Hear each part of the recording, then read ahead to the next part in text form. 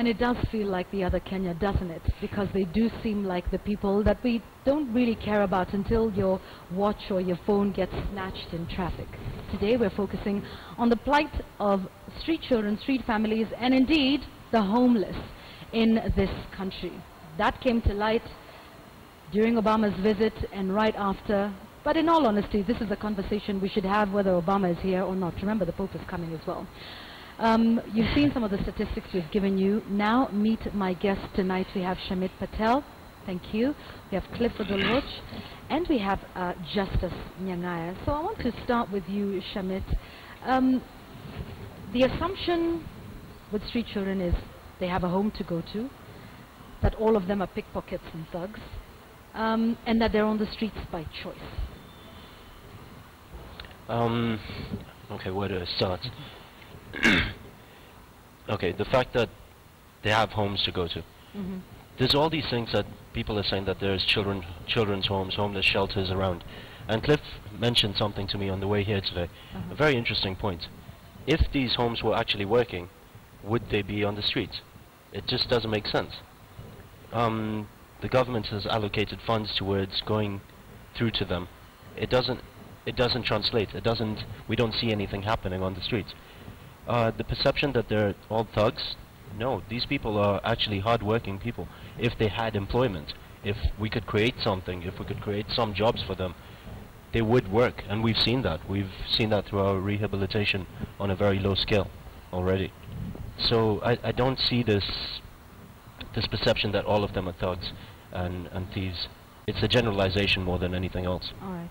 Clifford, talk to us about the work you do, and you're different because you don't have these generalizations of homeless people. So tell us why you are different, because for all of us, and you know, I'll read to you a couple of tweets in a moment, pickpockets are back, and it's just a generalized perception.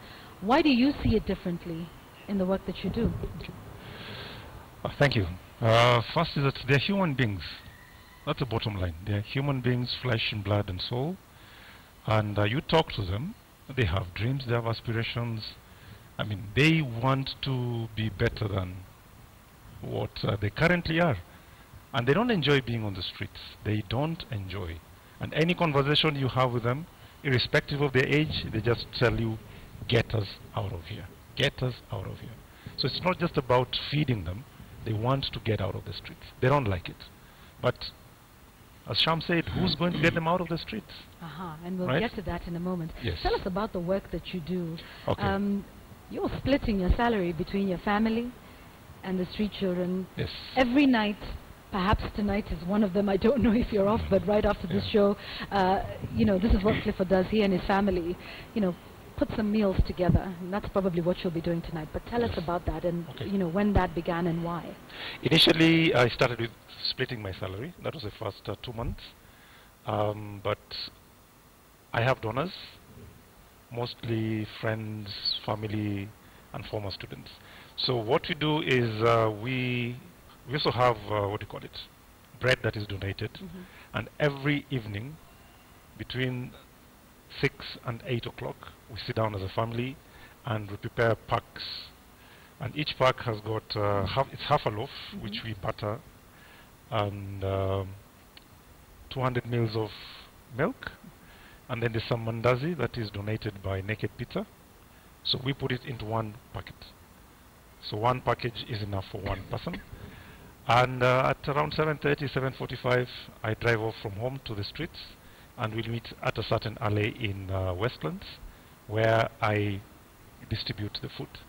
But it's not about just the food, because after that takes like 10-15 minutes. Right. After that, it's over. Then now the issues come in, you know, kind of, I want to go back to school, I don't have a place to stay, I've got a medical issue. I mean, just yesterday we had to get someone to Kiambu General Hospital because he came crawling to the place, right? So that's when the real issues come out. The feeding is just part of it. All right. Yes. And now that you're talking about the feeding being just part of it, we'll Yes. get to justice in a moment. But Governor Evans Kidero talked about the rehabilitation when they were mopped up and taken to the Joseph Kangede Center. Yes. And I quote, this is what he said, that, you know, the rehabilitation includes them being given food, clothing, and shelter. Yes. Does that strike you as odd? Is that what rehabilitation should be for you? What more would you like to see done? What does rehabilitation mean? I mean, I also, if you talk of food, shelter, and clothing, and then what's the quality, right? And then what are you doing with them? Okay. Half of the people that I feed were rounded up during that time, and they came out. And the stories they have actually are horror stories, you know, kind of, right? So no food, no enough food, nothing to do, you know, kind of. So to me, that is not rehabilitation. There has to be the next step, right? If I am 18 years old and I go to a center over there where I'm just waiting to be fed and to be given manual work to do, and there's nothing for me, I'm full of energy. I want to live life, right? So that to them is more or less like a prison. There's no counseling going on, right? Yeah. All right, okay. Justice, the rights of homeless persons, and this is not a problem that's just here, by the way. In Manila, right before the Pope visited this year, same thing happened.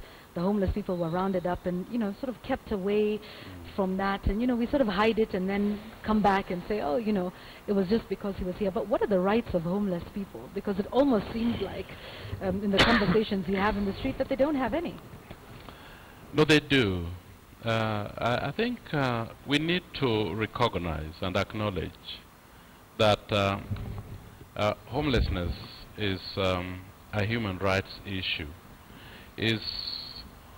I don't also want to talk about human rights because people don't understand it very well. But let me just say that homeless people are individuals with feelings, but also they want to be treated with dignity. They are people that they also want to live in a house, but they also want education.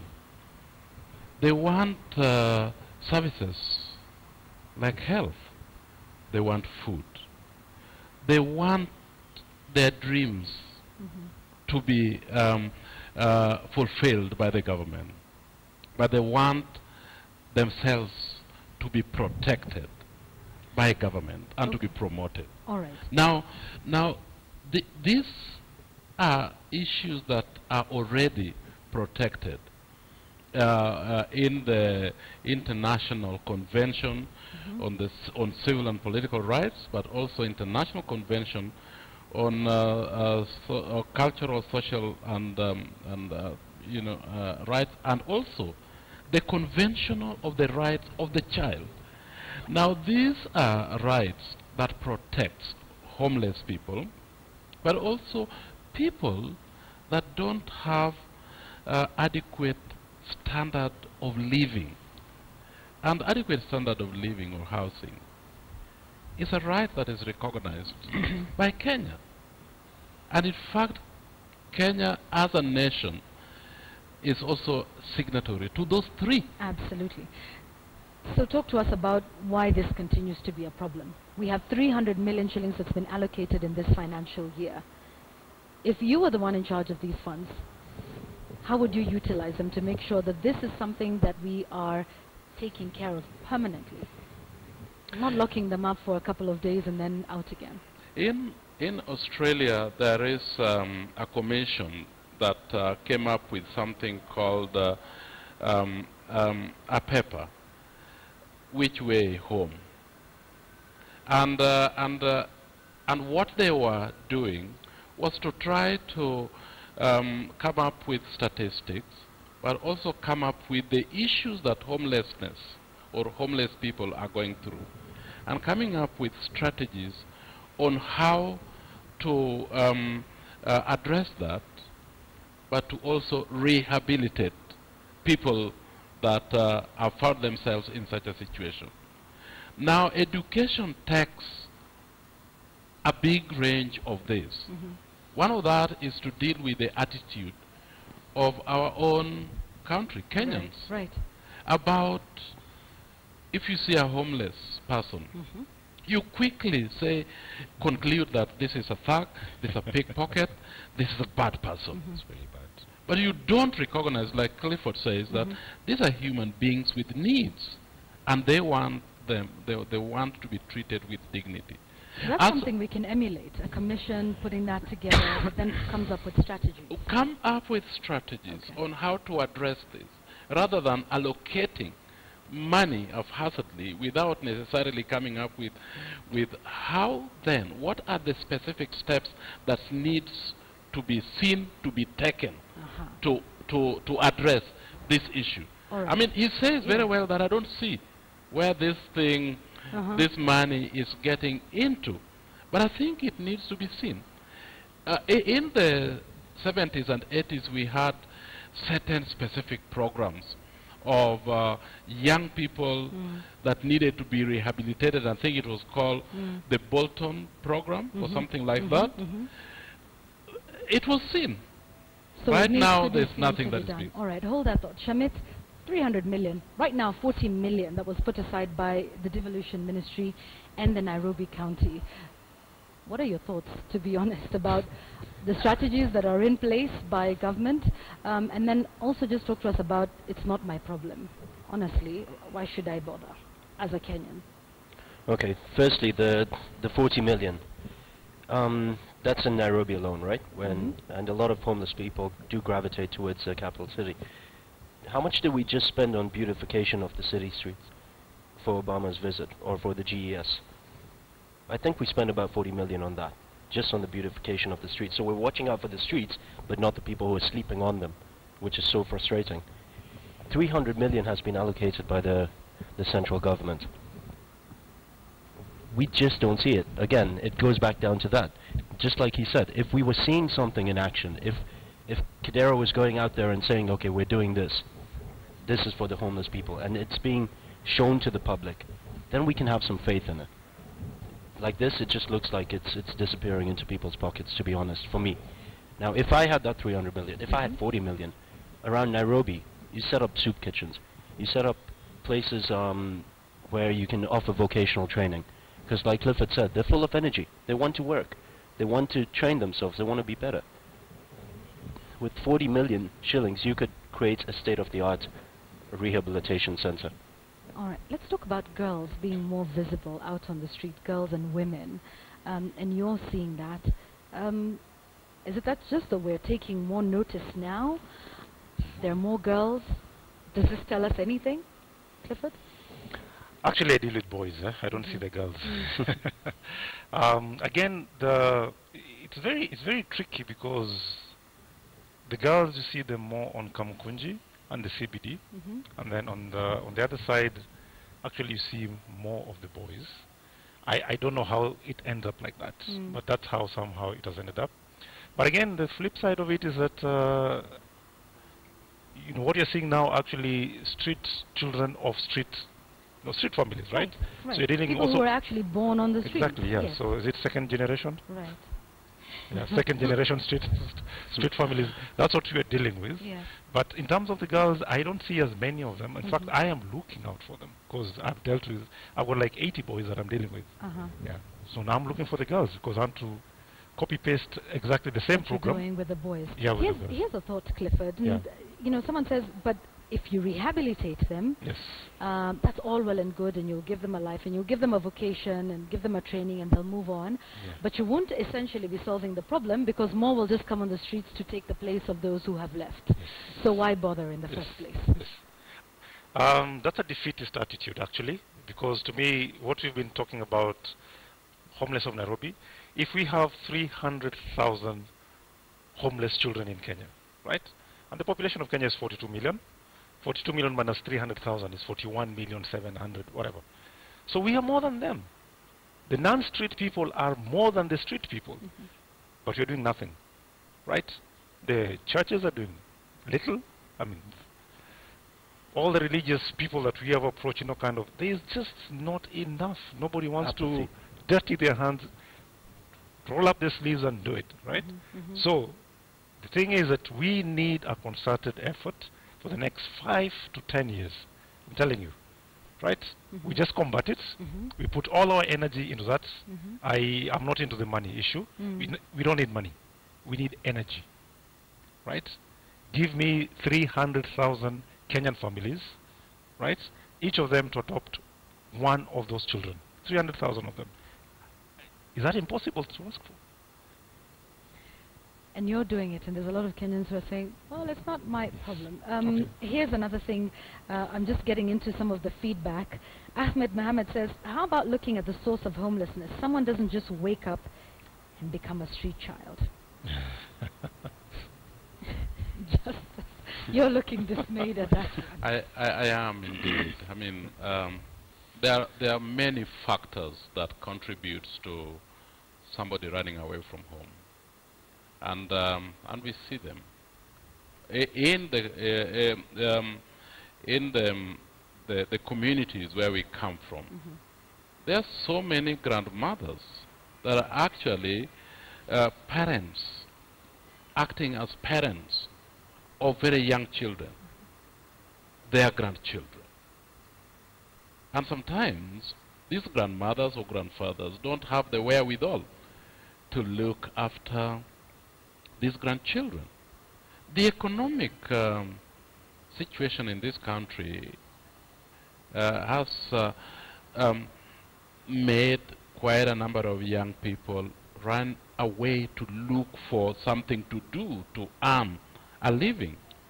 When they can't get it, where do they end up? They end up somewhere. And I'm telling you, like Clifford is doing, some of us have talked with these young people to try to find out, is this the life that they would like? And they don't like it. They want to get to something. They want they want a future that is better than what they think they're going to have if they remain here. Allow me to interrupt, Justice. But to some degree, he has a point, that maybe we can start by fixing the problems from the source. Like taking a look at our families and what leads to situations where grandmothers are looking after their grandchildren. Is that a starting point?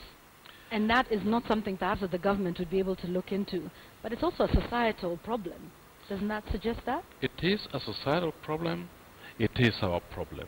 If it is a societal problem, it is us. If we don't address it and address it in a sustainable manner, it will come back and bite us. And I think this is something that everybody needs to look at. The way, what contributes to people leaving home is a big range of things. And you cannot actually put your finger on a specific one issue or two issues, but there are several. What we need to do is ask the government. These are Kenyans. When we are confronted with an issue of this nature, how do you plan to address it? Rather than saying that if we address this, it is like digging a hole to fill another hole. Right. Holes also need to be filled, and some needs to be dug. But I think with a plan, things must work. So, for me, the bottom line, there is an issue. Okay. The story is that maybe they are coming here because they like it and they're thieves. That's the story. Right. The reality is the situation is here. These people need help. And we need to acknowledge and recognize that there are individuals that need the government to protect their rights and their health. Their right to life, their right to access to services. And education. And education. And I mean, a number of rehabilitation. those. We now have NYS back. Shamit, do you think this is something that would provide a solution? Should the devolution ministry say, we will take up all of the homeless, children and young people that we have on the streets and take them through some form of discipline training? I don't know. I really don't know about that, because so far the way the NYS have been utilized in dealing with homeless people has been a little bit brutal, right? When Obama was here, for example, they came and they grabbed these kids and they were afraid for their lives. Like, these kids were actually afraid for their lives. So I don't know how helpful NYS would be. And it's not even it shouldn't even only be an issue about the government. It should be a social issue as well, like he says. we all have to find creative initiatives to do something about this problem. Okay. If the government has failed them, then it's up to us to step up and do something like that. All right. Tell us what you do at what- Homeless of Nairobi. What I do is, everyone's seen this Humans of New York. So I emulated Humans of New York and created a page called The Homeless of Nairobi. And it started out just taking a picture of a homeless person with his consent. I used to sit down and talk to them about their lives, their times, and find out the root of why they're on the streets. And it stems from a host of various things, such as unemployment, post-election violence. People walked from Molo all the way here just looking for help from the government, and when they got here they couldn't find it. So sat down, shared bread, and I remember this, when I opened a packet of bread, he offered me half first. Absolutely. And it's incredible, you know. Yes. And after that, I'm like, I have to try doing my best. So I put up their pictures, I give their story, and initially it just started as that, telling the stories of the homeless, because awareness is the first step. Right. Then I met this angel over here, this tall angel here, and he had been doing the feeding for 2 months at the time, so we decided to join hands and move forward together. Okay. So we now collate information. We gather funds through the Facebook page as well. Spread awareness. It's growing. Right. Awareness is the first thing. Yes. Here's a tweet from Mildred Ngesa. She says, if the government found a solution to street families when POTUS was here, then surely they can totally solve this problem. Absolutely correct. I mean, if we did it once in just a couple of days and we said, okay, and I know you've talked about some of the conditions that they were able to do there, but it almost seems like we know what to do. It's a conditional sentence. If the government, right? Right. They didn't. That's the bottom line. They didn't. We just swept things under the carpet. Again, I would like maybe to say something which a bit different from what he said, right? And I don't think it's also just a government problem, because it's a society problem. So if the government is putting in 300 million, fine, let them put up 300 million, right? So what will the rest of us put in? That's my question. Let them put their 300 million, then let us put 300 million watts of energy into the thing. So the government did not find a solution. Yes, and you're big on it. You don't need this 300 No, million. I don't need, actually I don't need their money. I don't want their money, because they interfere. It comes with, I can't even access the 40 million. Right? Maybe I'll spend 40 days trying to get the 40 million. Have you tried? I have not tried, because I think so far what I have with the donors, what I've seen is that Kenyans are willing to help. Locals, Kenyans want to help, and they're helping. So many people tell me, here's the money, don't mention me, just use it the way you want, you know, kind of. Others just come and contribute their time. I mean, they're just there every day, 1 week, 2 weeks. They don't give you a single cent, but they help you to talk to the boys, they help you to counsel them, mentor them. We have a lady, a fantastic lady by the name of Zena, who's looking after 15 street boys who we rehabilitated or we rescued from the streets and took back to school, right? And she's not paid for it. So the Kenyans who are willing to do a lot more than the government. I'll work with those ones. All right. I'd like us to focus on the government just a little bit as we close.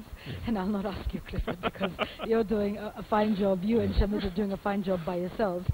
But justice, we've tried this before. In fact, in 2003, remember the street rehabilitation fund that was set up? And if you recall, all of the county municipal halls, I mean, there was one in Kariakosha, Rimoyo, all of those were set to be rehabilitation centers. I think that happened for what, a couple of months? Carissa Maitha also started something like this. What is it with us? We started this, and every year since, we have allocated money. As to whether that is used is another matter altogether. So what is this thing that we need to do now? If from 2003 we've been setting aside money, we've set up a fund, what do we need to do now that, you know, is different? I think what we need to do is what some countries have done or are now doing. That there need to be a standing committee or department that is in charge of rehabilitating children, looking at how to dignify children with the way that government treats them.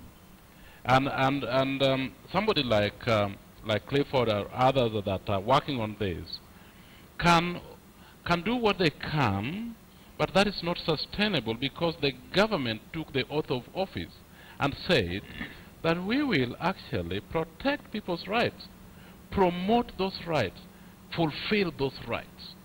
And we are going to use this, using people's taxes to do this. And we need to have clarity on how we're going to do that in a sustainable manner. It is not a knee-jerk reaction that because the Pope is going to come in September. In September, Yep. now we need to think of something that we need to do with regards to this. We want to have some a department or a commission or a committee that is going to run with this and run with this in a sustainable manner with results. At the end of the year, we can say that measurable. Yes. What are the results that we have gotten out of this? Are more people still going to Clifford, or now they are coming to our rehabilitation center? And by you'll realize that now Clifford might actually just be dealing with 2 people or 3. But a lot of them is taken as the responsibility of government. With a plan, 5 years, 10 years, 50 years. Yes, before the Pope comes and long after he gets here and he has left. I want to thank you. Let me read one tweet. Omore Osendo says, I support Clifford Olwoch's selfless work. Coupled with his education management experience, he is what Nairobi needs. Another tweet here saying, tonight Clifford Olwoch and his family is my hero. Please thank him for teaching us how to care. All right, so some more of that feedback that's coming in, and we want to thank you, by the way. Your Twitter handle is at Shamit underscore Sham underscore it. Just underscore Shamit. And yours is at Olwoch trying to get that Olwoch Cliff. Yes. And of course, are you on Twitter, Justice? Yes, Justice Nyangaya. Justice Nyangaya, and is also on Facebook. If you want to do more, but I think we have here some 2 great discussions about what you can do as a citizen and what the government needs to do. All right, so that is our discussion now. We will take a look at more of your feedback. I want to thank my guests, Shamit Patel, Clifford Olwoch, Justice Nyangaya. This is definitely a conversation we need to have more often, not just when an issue like this has popped up. I see there's someone here, we cannot get him on camera, but thank you. We would be able to get him on camera next time. Yes, he's an ex-street. He's an well, yeah, he was living on the streets at some point, but is now doing some great things with his life. Keep your comments coming in. The hashtag is #TheOtherKenya at KTN News. At Yvonne Okwara, is it your problem or is it only your problem once something's happened to you in regards to the street children? Are they thugs or are they human beings? Think about that.